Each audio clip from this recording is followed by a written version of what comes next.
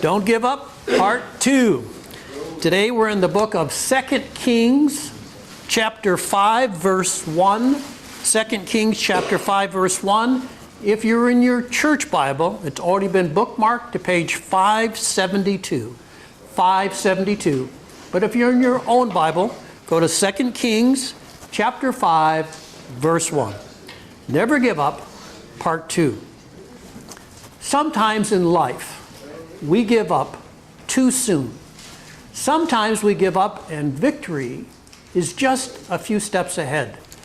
Sometimes we give up and the victory is just around the corner, but we can't see it because it's around that corner.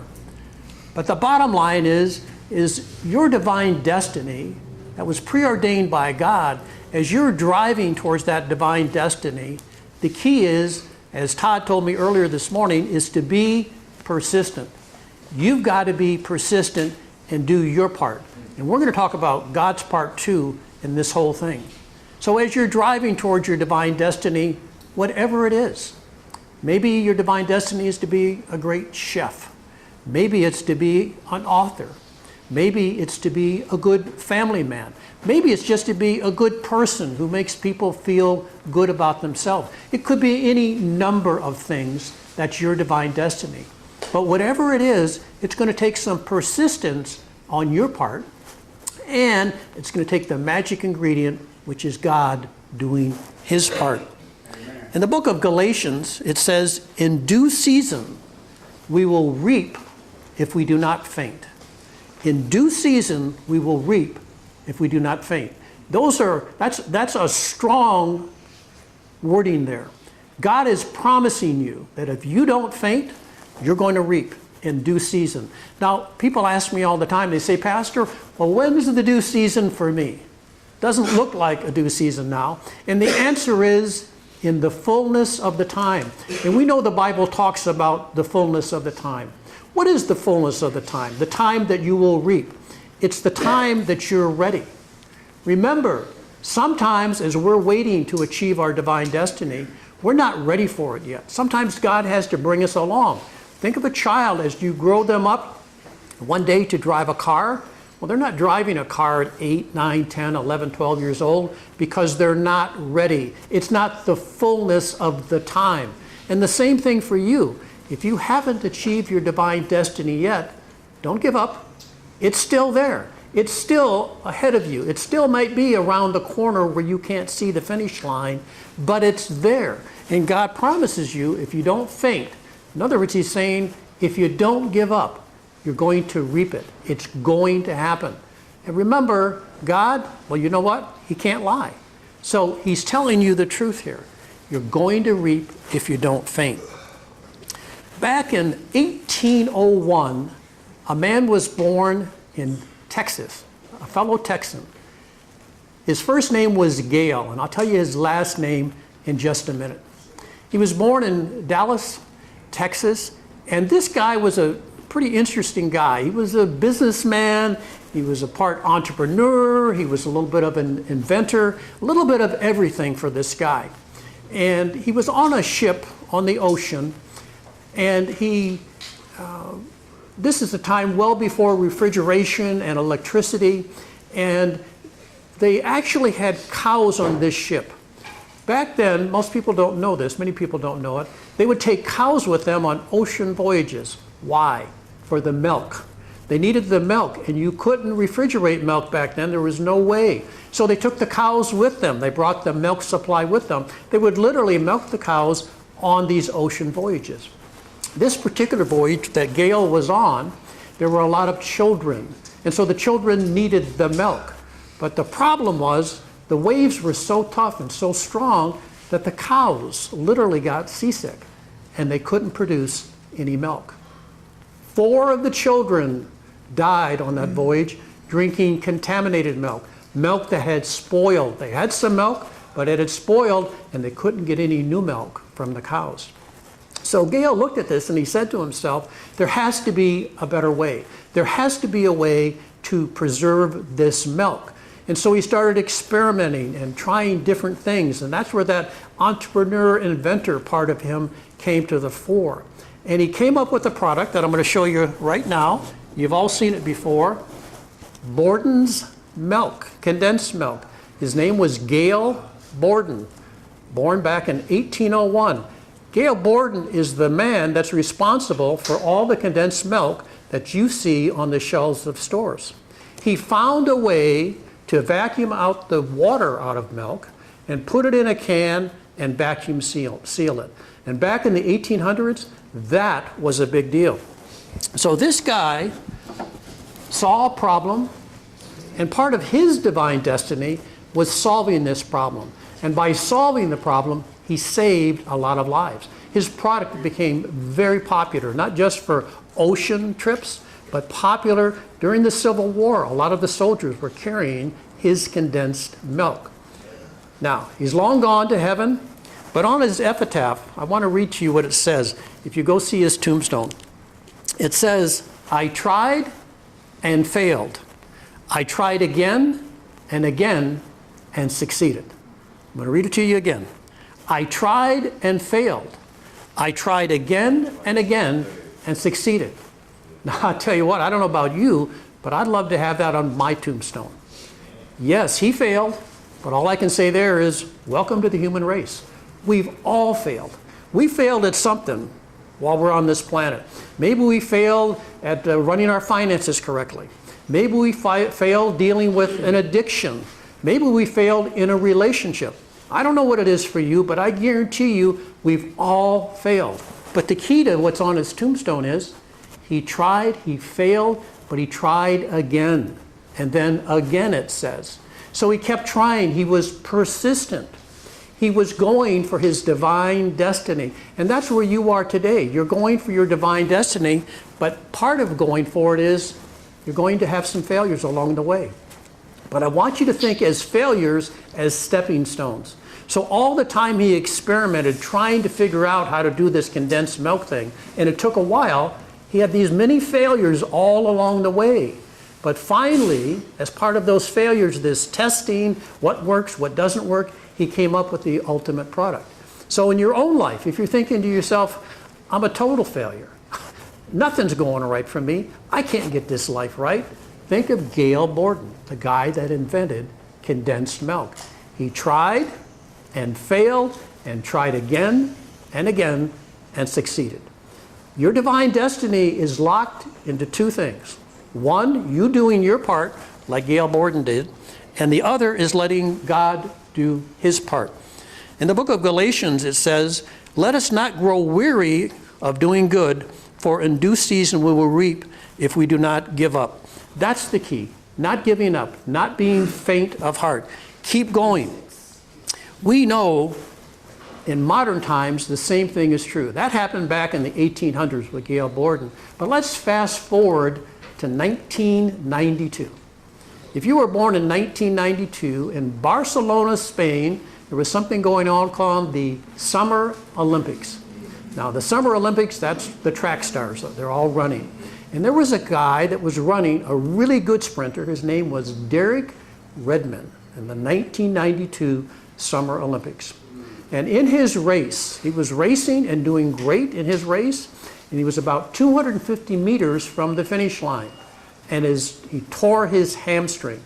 Now, if you know anything about this, this is a brutal injury. It's highly painful, and you can barely move when you tear your hamstring. He tore his hamstring as he's running and right down to the track, fell immediately down. Everybody else continued running the race. When he went down and he was holding his hamstring, the medical team started bringing out the stretcher immediately. They knew he couldn't walk. So they're coming out with the stretcher as all the other runners have gone ahead. He waves them off. Derek Redmond waves off the medical people on the stretcher. He says, no, I'm going to finish this race. And he gets up and he starts to hobble. But again, these hamstrings, when they're torn, extremely painful, and you can hardly move at all. He's not going to make it. He's not going to finish this race on his own. And what happens? His father, who was watching from the stands, he was in the stadium that day, his father sees this all unfold in front of him. His father comes down from the stands, literally breaks through security, and gets out to his son. And gets his son and props him up. And together, the two of them got to the finish line. Now, on the official records, if you look it up for the 1992 Barcelona Olympics, for Derek Redmond in that race, it has 3 letters, DNF. Stands for did not finish. But you can't tell that to the 65,000 people in the stands that were going nuts as they were walking together to the finish line. For those 65,000, Derek Redmond finished that race. For the millions of people watching on TV, watching this father help his son, they finished the race. I want you to think of this too. When you think of other people and think of yourself, as you're trying to achieve your own divine destiny, I would encourage you to try to help other people achieve their divine destiny. For Derek Redmond, his divine destiny was not winning that race. It was finishing that race. His father helped him do it. He needed help. You can be the same person. You can help another person achieve their divine destiny.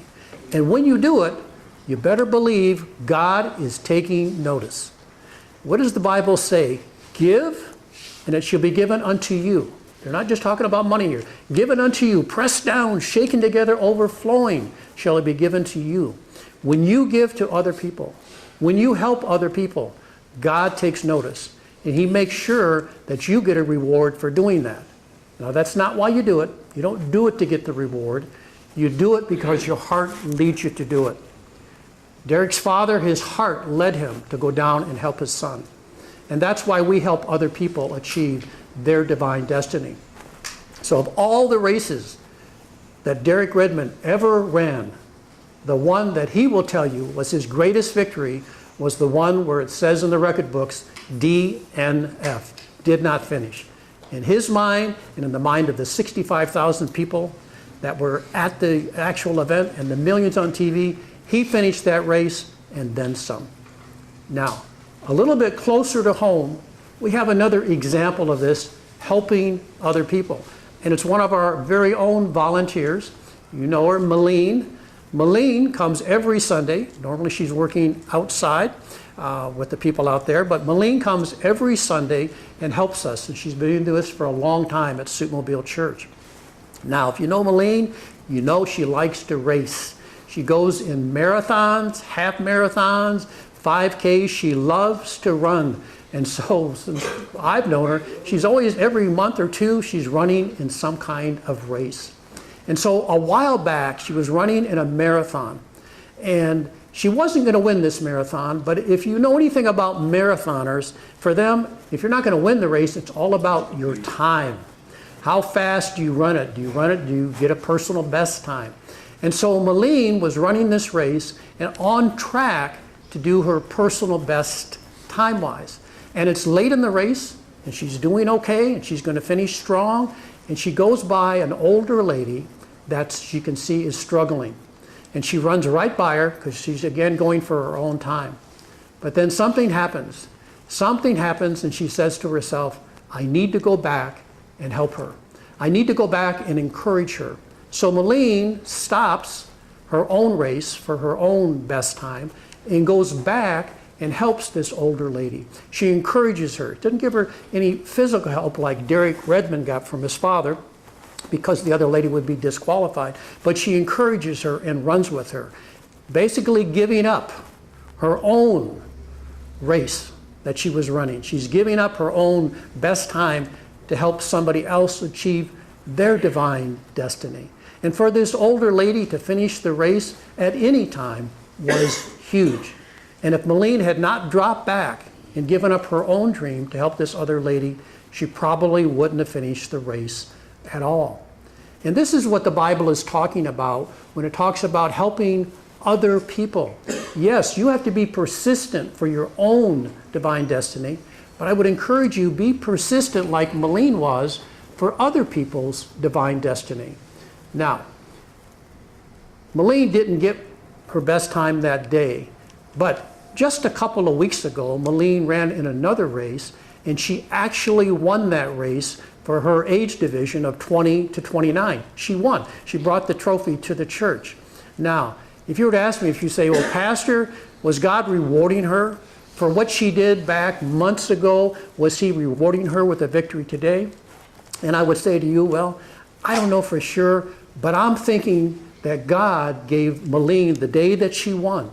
I think he gave her extra strength and extra energy to run her best race and actually win because of what she had done months before in sacrificing for this other person. So the point I'm trying to make to you is that when you sacrifice for somebody else, God takes notice. He's going to make sure that you get a reward to do it. And that's not why Malene did it. She didn't know that months later she would actually win the race. She didn't know that. But she did it because her heart led her to do it. And God saw it, and God took notice, and God makes sure that she got a reward for doing it. So there's a lot of value in being persistent for yourself, but also be persistent for others. Now, in the Bible, there's a classic example of a guy that gave up. He just flat out gave up. Then, with some help from his friends, just like Malene helping her friend, just like Derek Redmond's father helping him, with some help from his friends, this guy got back on track and actually achieved what he was going for. Who's the guy? It's a guy by the name of Naaman.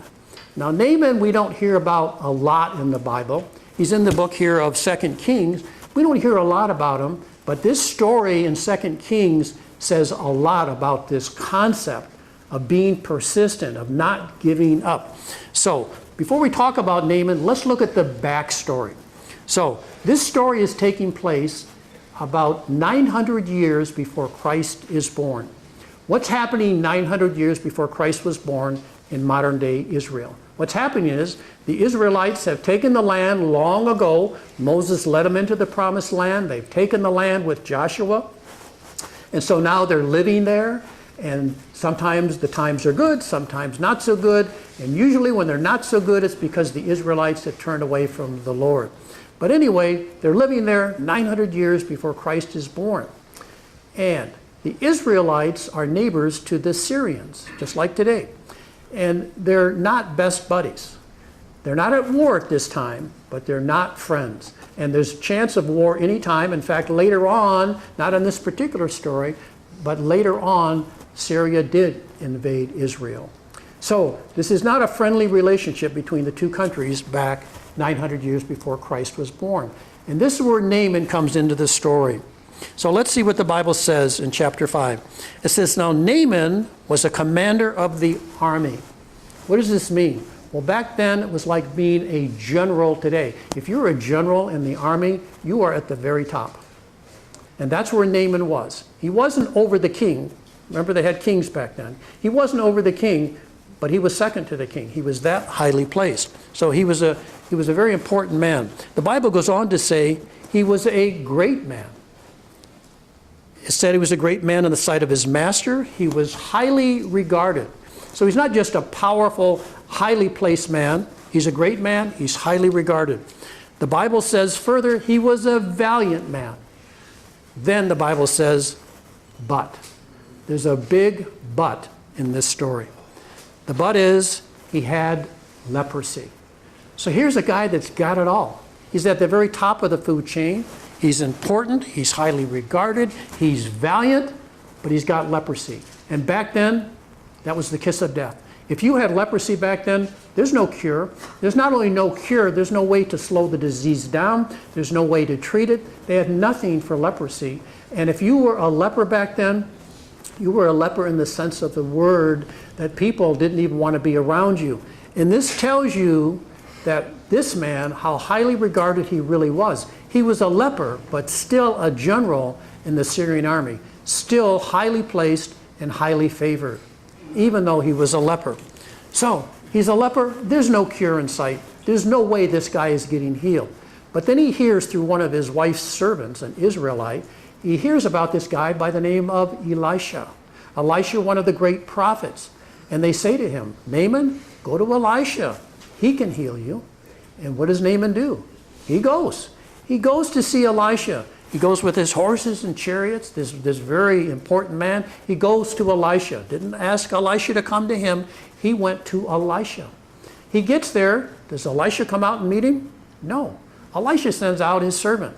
Says, tell this guy to go dip in the Jordan River 7 times and he'll be healed. How does Naaman take this? Naaman is offended. He's offended that Elisha doesn't come out himself. He's offended that he sends a servant out. And he's even more offended that he's told to dip in the Jordan River 7 times. He basically says, what's up with that? Why should I dip in the Jordan River? Back where I come in Damascus from, we got plenty of great rivers. I could have dipped in those rivers. Why should I do it? And he leaves in a huff. He's angry. There's no way he's doing it. He's giving up, basically, of being healed of leprosy. But then what happens? Just like Derek Redmond got some help from his father, just like Moline helped the other runner, he gets some help. Who's he get it from? Some important person from the king? No. One of his servants comes to him and says, hey, if Elijah had told you to go dip in some fancy river or do something very important, you would have done it in a heartbeat. But he told you to dip in the Jordan River and you got offended. Do what he said. And guess what? Now Naaman gets back on track. Now he does it. He goes and he dips in the Jordan River 7 times and he gets healed of the incurable disease of leprosy. A couple things happened here. He did what Gail Borden did. Gail Borden tried and failed. Naaman tried. He came to Elisha. He tried, but he failed right out of the gate. He failed because he wasn't willing to dip himself in the Jordan River. He failed because he got offended, but then he got some help and he got back on track. The moral to the whole story is, for you in your own lives, you're going to try. You're going to fail. But then you try again, and then you try again.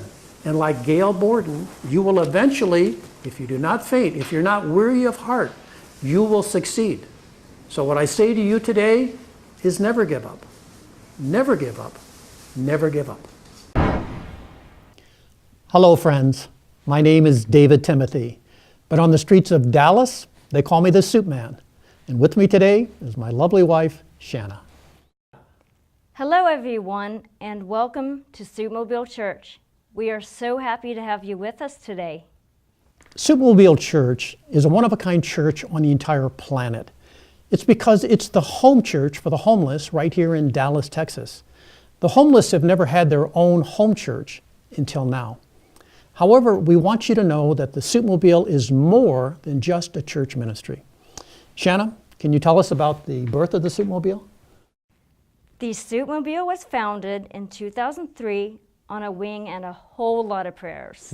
Amen to that. So the SoupMobile mission statement is 3 simple words spoken by Jesus himself more than 2,000 years ago. Shanna, can you tell us what those 3 words are? Feed my sheep. That's right. Feed my sheep. Feed my sheep.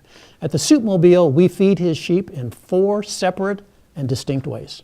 First, we literally feed his sheep. The SoupMobile is a mobile soup kitchen serving more than 250,000 meals per year to the homeless right here in Dallas, Texas. The second way we feed his sheep is the SoupMobile shelters the homeless. Our shelter program is transitional. It's designed to take a homeless man or woman right off the streets, put a safe roof over their heads, help them get a job, and then when they're ready, return them as working, productive members of the community. Our shelter program is a hand up, not a handout. The third way that we feed his sheep is at Christmas. Every year at Christmas, the SoupMobile takes 500, yes, 500 homeless men, women, and children, and we put them up for Christmas at the downtown Dallas Omni Hotel. They all get new clothes, fabulous gifts, lots of love, and we hold a huge mega banquet for them and in their honor. But most important, when they wake up on Christmas morning, it's in a warm, safe bed at the spectacular Dallas Omni Hotel, not in a cardboard box under a bridge somewhere. And the fourth way that the SoupMobile feeds his sheep is SoupMobile Church. And for us, this is the icing on the cake. The homeless have been called the largest unevangelized population in the United States. The SoupMobile Church is laser-like focused on bringing Christ to the homeless right here in Dallas, Texas. So that's it in a nutshell. The SoupMobile is really 4 missions in one. We feed the homeless, 250,000 meals a year. We shelter the homeless. We give them a magical Christmas. And of course, SoupMobile Church, bringing Christ to the homeless right here in Dallas, Texas. So ask yourself, do you like what we're doing? Do you think it has merit? If you do, I would ask you to give prayerful consideration to joining the SoupMobile Dream Team. What's the Dream Team? Well, it's people like you and me that have a passion for serving Christ and like the mission of the SoupMobile. What's it going to cost to join the SoupMobile Dream Team? It's $5 a month. Yes, that's it, $5 a month. Now, I know what you're thinking. You're thinking that your $5 a month can't possibly make much of a difference in the life of a homeless person. And you would be absolutely right. Your $5 individually can't make much of a difference. But your $5, along with the $5 of thousands of other Dream Team members, can and will make a huge difference in the life of the homeless right here in Dallas, Texas. So how do you join the Dream Team? Simple. Go to our website, SoupMobile.org, O-R-G, SoupMobile.org. Click on the Dream Team button, read all about it, and if you still like it, you can join the Dream Team right online. And as our special way of saying thank you, we're going to send you, when you join the Dream Team, this special commemorative coin that my wife Shanna is holding. On the front of this coin is a picture of Jesus, and it says, "Feed my sheep," John 21:16. And then on the reverse side of the coin, it says, "Feeding and sheltering the homeless since 2003. And then at the very bottom, it says, "God bless America." So when you join the SoupMobile Dream Team, we'll send you this special keepsake coin. It's an impressive coin. It weighs in at 58 grams. And I promise you, it's a keepsake that you'll be proud to have in your home. Well, that's it for today. Thanks so much for tuning in. We'll see you next week. May the Lord bless and keep you all.